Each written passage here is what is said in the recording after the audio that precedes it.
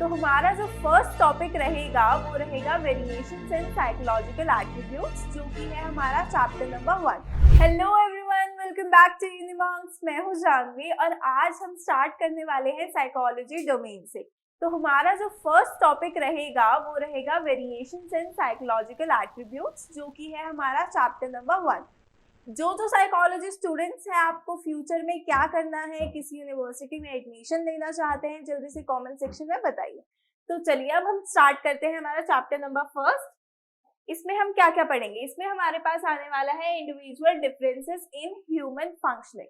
तो हम पढ़ेंगे कि इंडिविजुअल डिफरेंसेस क्या होते हैं, बेसिकली कि एक पर्सन दूसरे पर्सन से अलग किस तरीके से होता है, क्या क्या कैरेक्टरिस्टिक्स होते हैं, साइकोलॉजिकल कैरेक्टरिस्टिक्स क्या होते हैं, फिजिकल कैरेक्टरिस्टिक्स कैसे अलग होते हैं।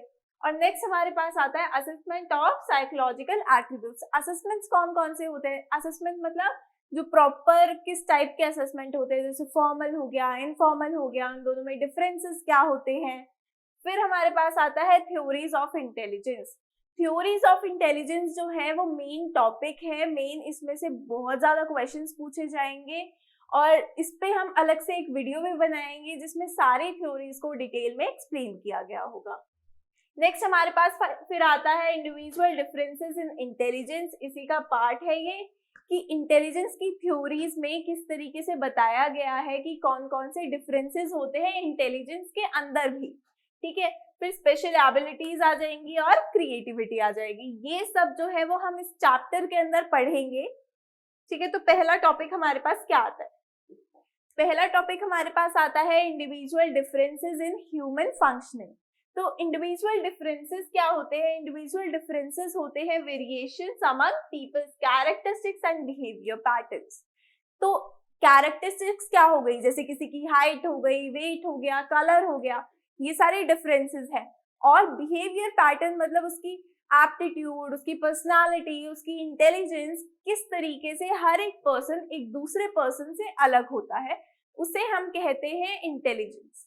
अब पीपल की ही बात लेते हैं या फिर हम चीजों को भी देखते हैं। अगर आप मानो कि पूरी दुनिया एक ही कलर की होगी तो कैसा लगेगा? बिल्कुल अच्छा नहीं लगेगा। तो इसी उसको बोलते हैं हम वेरिएबिलिटी, की वेराइटी होती है, वेरिएशंस होती है वर्ल्ड के अंदर। और वेरिएशंस क्या करती है? वेरिएबिलिटी इस वर्ल्ड को बहुत ज्यादा अट्रैक्टिव और ब्यूटीफुल बनाती है। नेक्स्ट हमारे पास आता है सिचुएशनिज्म। अब सिचुएशनिज्म क्या होता है? आपने भी नोटिस किया होगा कि हर सिचुएशन में एक बंदा अलग तरीके से रिएक्ट करता है, राइट? तो फिर सिचुएशनल फैक्टर्स इतने ज्यादा प्रभावित हो जाते हैं कि वो उस पर्सन का बिहेवियर ही चेंज कर देते हैं। मान लो एक पर्सन बहुत ज्यादा एक्सट्रोवर्ट है, उसको लोगों से बहुत ज्यादा बातें करनी पसंद है, ठीक है, हाइपर एक्टिव है बहुत ज्यादा। अगर वो कहीं इंटरव्यू के लिए जाता है या फिर ऑफिस में जाता है किसी के लिए, तो वहाँ का एनवायरनमेंट जो है वो बहुत काम है, बहुत फॉर्मल है, तो वो वहाँ ज्यादा बातें नहीं करेगा। तो वो सिचुएशनल फैक्टर्स उसको इस तरीके से इफेक्ट करेंगे कि वो अपनी पर्सनालिटी में चेंजेस लेके आएगा, अपने बिहेवियर के अंदर चेंजेस लेके आएगा। और इन चेंजेस को क्या बोलेंगे हम? सिचुएशनिज्म बोलते हैं। जब एक पर्सन सिचुएशन के हिसाब से अपना बिहेवियर चेंज कर लेता है। नेक्स्ट हमारे पास आता है assessment of psychological attributes. Assessment क्या होते हैं? असेसमेंट क्या होते हैं? साइकोलॉजिकल एट्रीब्यूट्स को इवैल्यूएट, मैं दोबारा से बोलती हूँ। तो असेसमेंट्स क्या होते हैं? असेसमेंट होते हैं कि साइकोलॉजिकल एट्रीब्यूट्स को इवैल्यूएट किस तरीके से किया जाता है। एक प्रॉपर स्टैंडर्डाइज्ड फॉर्मेट होता है जिसमें एक थर्ड पर्सन क्या है? इवैल्यूएट करता है, कंपैरिजन करता है और रिजल्ट डिक्लेयर करता है। ये दो तरीके के होते हैं। दो कौन कौन से होते हैं? फॉर्मल होता है, एक इनफॉर्मल होता है। अब फॉर्मल में क्या आता है? फॉर्मल जो होता है बहुत ज्यादा ऑब्जेक्टिव, स्टैंडर्डाइज और ऑर्गेनाइज्ड फॉर्म होता है। जैसे मान लो क्वेश्चनर, ठीक है, एग्जाम्पल लेते हैं हम क्वेश्चनर का। कौन सा? सेल्फ एंड पर्सनालिटी वाला। अगर हम सेल्फ एंड पर्सनालिटी वाले टेस्ट को देखें तो अगर अलग अलग साइकोलॉजिस्ट आपको वो परफॉर्म करने के लिए बोलेंगे, डिफरेंट पीपल हैं, 3 साइकोलॉजिस्ट ने आपको सेम टेस्ट दिया है, ठीक है, अब तीनों जब इवैल्यूएट करेंगे उसको, आपका आंसर तो सेम रहेगा, राइट? तो उसका रिजल्ट जो है वो भी सेम आएगा। बट अगर हम इनफॉर्मल की बात करते हैं, इनफॉर्मल में आ जाता है इंटरव्यू। तो अगर 3 साइकोलॉजिस्ट आपका इंटरव्यू ले रहे हैं तो आपसे क्वेश्चंस भी अलग अलग पूछेंगे, राइट? तो क्वेश्चंस के हिसाब से जब वो उसको इवैल्यूएट करेंगे तो उनका क्या होगा, रिजल्ट भी अलग अलग होगा, डिफरेंट होगा। हर साइकोलॉजिस्ट का पर्सपेक्टिव समझने का अलग होता है, ठीक है? तो इसमें क्या होता है, इसमें पर्सनल पर्सपेक्टिव इंक्लूडेड होता है और फॉर्मल में पर्सनल पर्सपेक्टिव इंक्लूडेड नहीं होता है। अब बोलोगे कि इंटरव्यू जो होता है वो एक तो फॉर्मल में कंसीडर होना चाहिए क्योंकि इंटरव्यू है, राइट? बट इनफॉर्मल में इसलिए जहां भी पर्सनल पर्सपेक्टिव आ जाता है वो चीज इनफॉर्मल हो जाती है, वो चीज फॉर्मल नहीं रहती बिल्कुल भी। तो नेक्स्ट टॉपिक हमारे पास आ जाता है कि हमने बात किया था साइकोलॉजिकल एट्रीब्यूट्स को इवैल्यूएट करते हैं, बट साइकोलॉजिकल एट्रीब्यूट्स होते क्या हैं? साइकोलॉजिकल एट्रीब्यूट्स बहुत ही ज्यादा कॉम्प्लेक्स होते हैं, मतलब there an number of psychological attributes, इतने कि हम काउंट भी नहीं कर सकते। हम खुश हो रहे हैं, हमें गुस्सा आ रहा है, हमें एंजाइटी हो रही है, ये सारे साइकोलॉजिकल एट्रीब्यूट्स के अंदर आते हैं। बट कुछ 5 ऐसे जिन्हें हम अच्छे से इवैल्यूएट कर सकते हैं, वो 5 कौन कौन से हैं? वो है intelligence, aptitude, interest, personality and values. इनको हम किससे, साइकोलॉजिकल असेसमेंट्स के थ्रू क्या कर सकते हैं, इवैल्यूएट कर सकते हैं। पहले हमें समझना पड़ेगा कि इनका मतलब क्या होता है। इनका मतलब सबसे पहले हमारे पास आता है इंटेलिजेंस। इंटेलिजेंस का मतलब ये नहीं होता कि आपके मार्क्स कितने अच्छे आ रहे हैं या फिर आप स्कोर कितना कर रहे हो, आपके ग्रेड्स कैसे हैं, बट इंटेलिजेंस इज कि वर्ल्ड में जो रिसोर्सेज आपको प्रोवाइड किए गए हैं, आप उनका यूज किस तरीके से कर रहे हो, आप कितना अच्छे से यूज कर रहे हो। ठीक है, अब स्कूल में कोई बंदा इंटेलिजेंट है, बोलते हैं कि ये टॉपर है।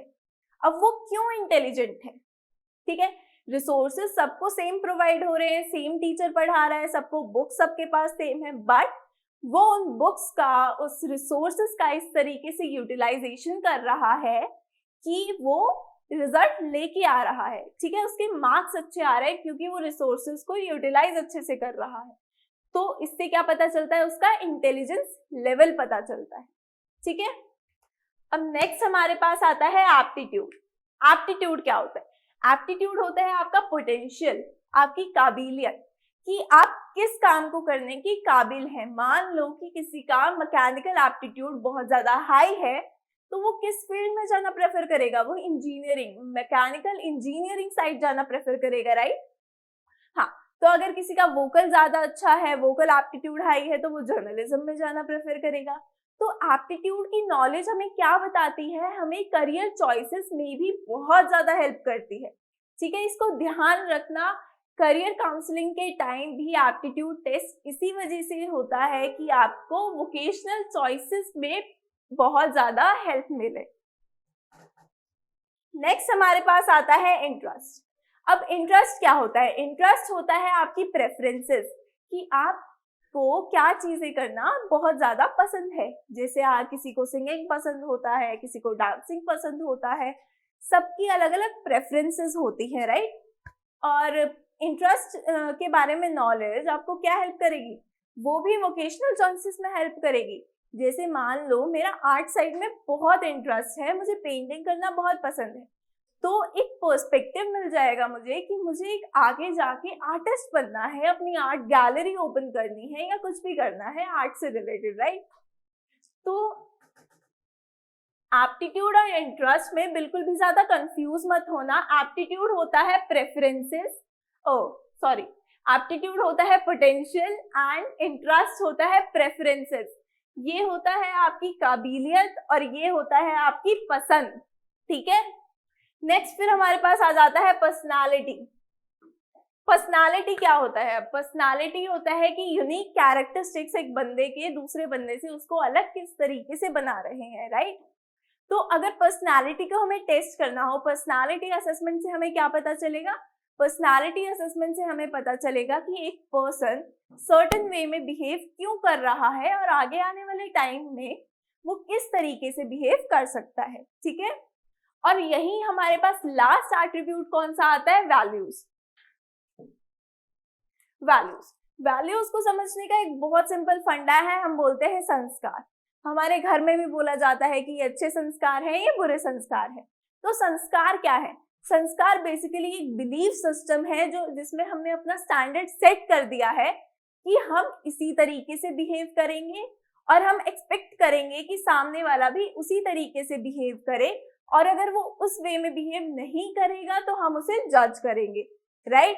तो बिलीफ सिस्टम जो होता है वो पॉलिटिकल हो सकता है, सोशल हो सकता है, बहुत ज्यादा रिलीजियस हो सकता है। और हमें क्या पता चलता है वैल्यू असेसमेंट से? हमें वैल्यू असेसमेंट से एक डोमिनेंट बिलीफ के बारे में पता चलता है।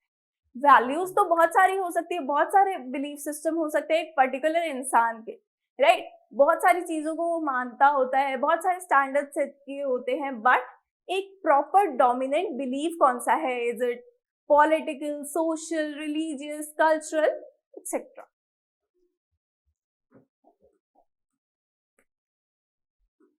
नेक्स्ट हमारे पास आ जाते हैं असेसमेंट मैथड्स। असेसमेंट मैथड्स हमारे पास ये 5 तरीके के होते हैं। कौन कौन से?